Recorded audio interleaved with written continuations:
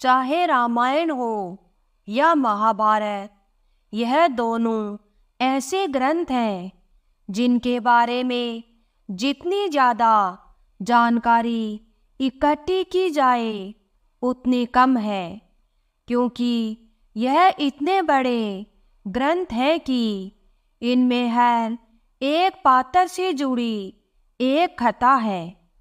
ऐसे में इस वीडियो में जानने का प्रयास करेंगे कि भगवान राम, माता सीता और लक्ष्मण जब तीनों वनवास गए थे तब उर्मिला ने 14 बरस तक क्या किया था। उर्मिला लक्ष्मण की पत्नी ने रामायण के वनवास काल के दौरान 14 वर्षों तक अयोध्या में रहकर तपस्या और कठिनाइयों का सामना किया। विभिन्न ग्रंथों और लोक कथाओं में इसके बारे में अलग अलग विवरण मिलते हैं।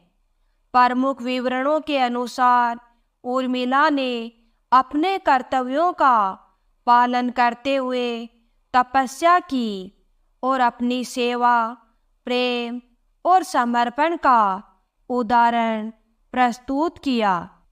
जिन्होंने रामायण देखी या पढ़ी होगी या जिन्हें रामायण के बारे में पता है, उन्हें उर्मिला के बारे में भी पता होगा। लेकिन फिर भी अगर किसी को नहीं पता है तो आइए इस वीडियो में विस्तार से जानते हैं। पौराणिक कथाओं के अनुसार मिथिला के राजा जनक और रानी सुनैना की पुत्री उर्मिला नाग लक्ष्मी का अवतार थी। उनकी 2 संतानें भी थी, अंगद और चंद्रकेतु। प्रभु श्री राम, माता सीता और लक्ष्मण के वनवास जाते समय उर्मिला भी अपने पति लक्ष्मण के साथ वनवास जाना चाहती थी, लेकिन लक्ष्मण ने मना कर दिया और कहा कि वृद्ध माता पिता की देखभाल करना ही उनका कर्तव्य है। इस कारण 14 साल उर्मिला को अपने पति से अलग अकेले रहना पड़ा था। लेकिन उर्मिला ने इन 14 वर्षों तक क्या किया? अगर आप पहले से जानते हैं तो कमेंट जरूर कीजिएगा, और अगर नहीं जानते तो बने रहिए हमारे साथ वीडियो के अंत तक। पौराणिक कथाओं के अनुसार रामायण में बताया गया है कि भगवान राम, लक्ष्मण, भरत और शत्रुघ्न के जन्म के वक्त भगवान राम, भरत और शत्रुघ्न अन्य बच्चों की भांति कुछ देर रोने के बाद चुप हो गए थे, लेकिन लक्ष्मण रोते ही रहे। फिर उसके बाद जब उन्हें भगवान राम के बगल में लिटाया गया तब जाकर उनका रोना बंद हुआ। तब से वह हर वक्त भगवान राम की परछाई ही बनकर रहे। लक्ष्मण के लिए भगवान राम ही माता पिता, गुरु, भाई सब कुछ थे, और उनकी आज्ञा का पालन ही उनका मुख्य धर्म था। वे सदा उनके साथ छाया की तरह रहते थे। भगवान श्री राम के प्रति किसी के भी अपमानजनक शब्द को वह कभी बर्दाश्त नहीं करते थे। वास्तव में लक्ष्मण का वनवास भगवान राम के वनवास से भी अधिक महान है। जब राजा दशरथ ने भगवान राम को 14 वर्ष के वनवास का आदेश दिया तो लक्ष्मण ने भी अपने अग्रज के साथ वन में जाने का निर्णय ले लिया। भगवान राम के वनवास जाने के समय उर्मिला भी एक पतिव्रता स्त्री की तरह अपने पति लक्ष्मण के साथ जाना चाहती थी, लेकिन लक्ष्मण ने उन्हें ले जाने से इनकार कर दिया। उर्मिला ने बहुत मिन्नतें की।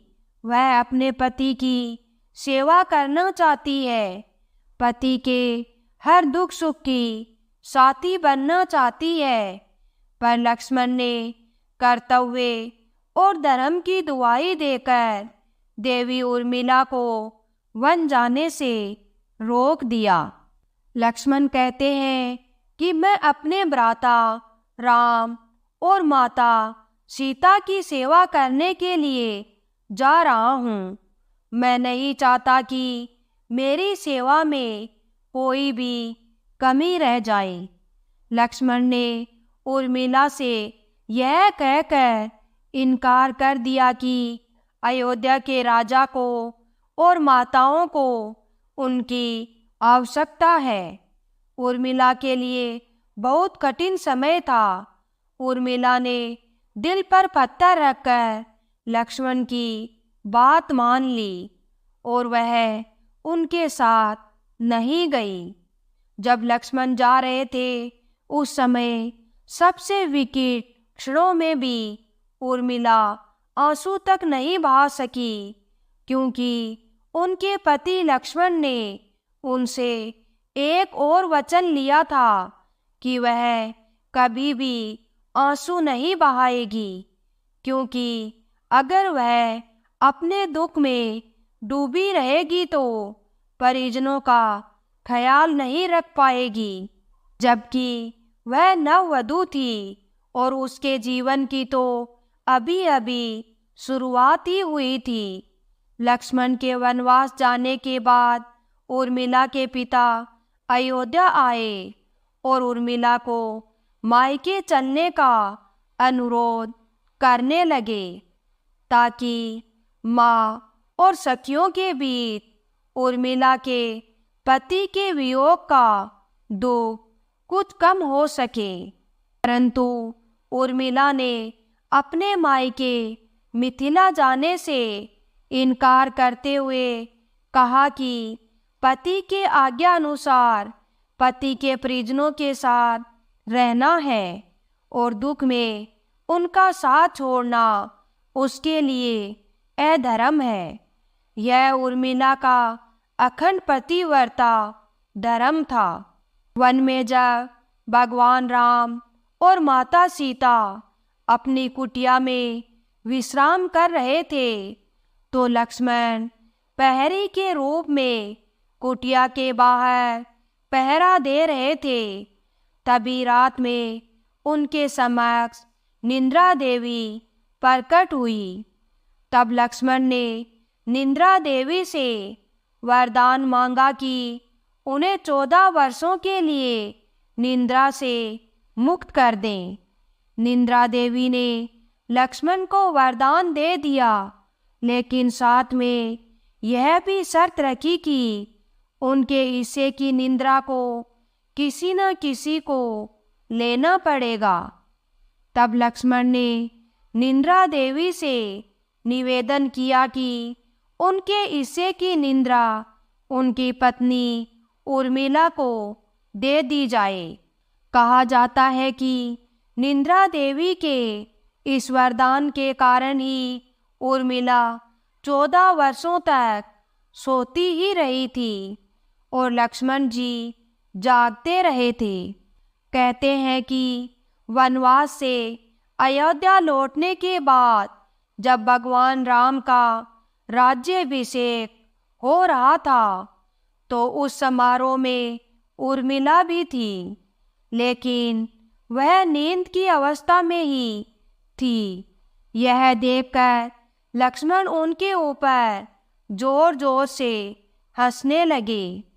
यह देखकर वहाँ मौजूद सभी लोग दंग रह गए थे। तब लक्ष्मण ने बताया कि उर्मिला अब भी नींद में है। जब मैं उबासी लूँगा तभी उर्मिला की नींद टूटेगी। यह सुनकर सब लोग हंसने लगे और उर्मिला आहत होकर वहाँ से चली गई। रामायण के एक अन्य किस्से में यह भी बताया गया है कि रावण के वध के बाद जब श्री राम जी, माता सीता और लक्ष्मण वापस अयोध्या लौट आए और वहाँ प्रभु श्री राम जी के राज तिलक की तैयारियां होने लगी, उस समय लक्ष्मण जोर जोर से हंसने लगे।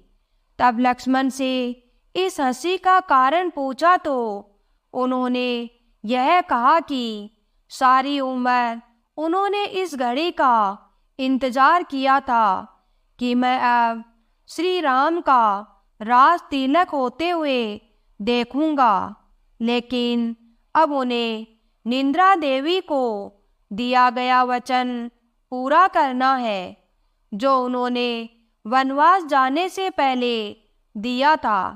दरअसल निद्रा देवी से उन्होंने कहा था कि वह 14 वर्ष उन्हें परेशान नहीं करेगी और उनकी पत्नी उर्मिला उनके स्थान पर सोएंगी। निद्रा देवी ने उनकी यह बात एक शर्त पर मानी थी कि जैसे ही वह अयोध्या लौटेंगे उर्मिला की नींद टूट जाएगी और उन्हें सोना होगा। तो लक्ष्मण इस बात पर हंस रहे थे कि अब उन्हें सोना होगा और वह श्री राम जी का राज तिलक नहीं देख पाएंगे। उनके स्थान पर उर्मिला ने यह रस्म देखी थी।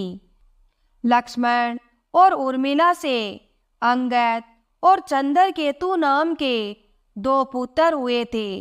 अंगद ने अंगदपुरी तथा चंद्रकेतु ने चंद्रकांतापुरी की स्थापना की थी।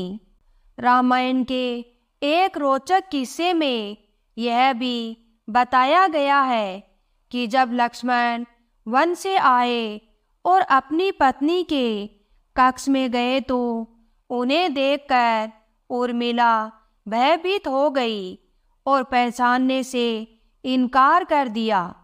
इसकी वजह यह थी कि 14 साल तक उर्मिला का सोते रहना और इतने दिनों तक लक्ष्मण को उन्होंने देखा भी नहीं था।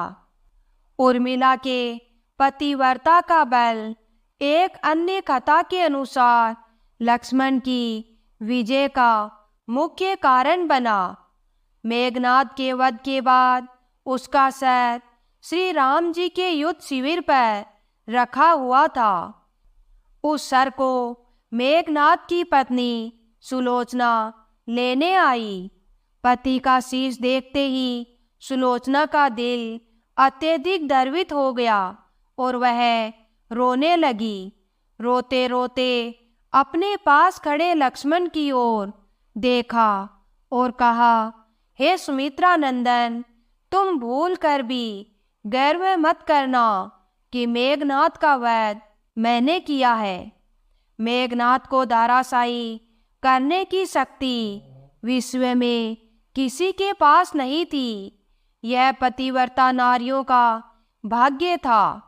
अब आप सोच में पड़ गए होंगे कि निद्रा देवी के प्रभाव में आकर उर्मिला अगर 14 साल तक सोती रही तो सास और अन्य परिजनों की सेवा करने का लक्ष्मण को किया वादा उन्होंने कैसा पूरा किया।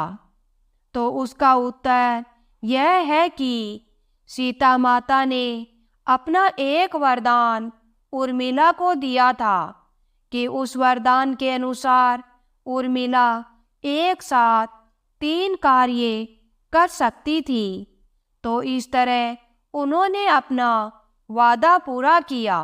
लक्ष्मण ने माँ बाप की सेवा करने के लिए उर्मिला को यूं ही छोड़ना उचित समझा। उन्हें शायद पता था कि वे लोग जब वनवास जाएंगे तो उनके माता पिता को इसका गहरा सदमा लगेगा।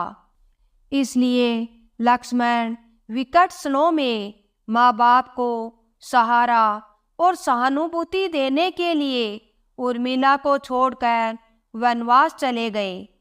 कुछ पौराणिक मान्यताओं के अनुसार यह भी माना जाता है कि उर्मिला के नाजुक कंधों पर लक्ष्मण बहुत बड़ी जिम्मेदारी डालकर चले गए थे। किसी भी स्त्री का विवाह उसके संपूर्ण होने की निशानी होती है, उसके वैवाहिक जीवन के वह अनमोल पल जो कोई भी नववधु अपने पति के साथ गुजारना चाहती है। शायद वह पल उर्मिला के नसीब में नहीं थे। इस दुनिया की कोई भी नववधु अपने पति से कुछ देर भी अलग नहीं रहना चाहती, लेकिन देवी उर्मिला अपने पति से एक नहीं, दो नहीं, बल्कि पूरे 14 साल अलग रही। भला किसी नवविवाह स्त्री का इससे बड़ा त्याग, बलिदान क्या हो सकता है। इसलिए इतने सारे त्याग, बलिदान और कष्ट सहने के बावजूद भी वचनों में बंधी देवी उर्मिला रामायण के पात्रों में दबी रही। उर्मिला ने जो सहा, शायद आज की कोई स्त्री ऐसा न कर पाए।